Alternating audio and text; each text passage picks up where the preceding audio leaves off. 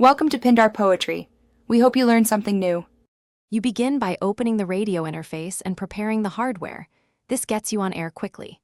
First, make sure the phone actually exposes an FM or AM receiver or that your app emulates it, because software requires hardware access to receive signals. Once done, grant location and permission prompts so the app can tune and use the antenna.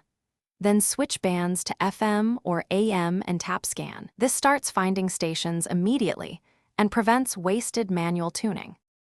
Now you refine signal quality by tuning and optimizing reception. Use the scan feature to locate strong stations quickly, and then manually fine-tune the frequency to remove static because precise alignment improves clarity. If reception is weak, reposition the phone or plug in wired headphones to act as an external antenna.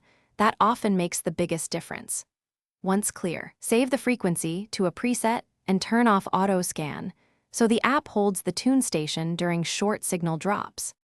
Finish by saving presets and confirming audio routes for regular use so you can resume quickly later. Test with headset and phone speaker. Choose the output that stays stable.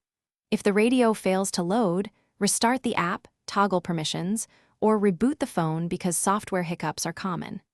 If problems persist, verify your model actually includes an FM receiver or try an FM-capable accessory that identifies hardware limits and prevents wasted troubleshooting time. Thanks for watching. Consider subscribing if we helped you.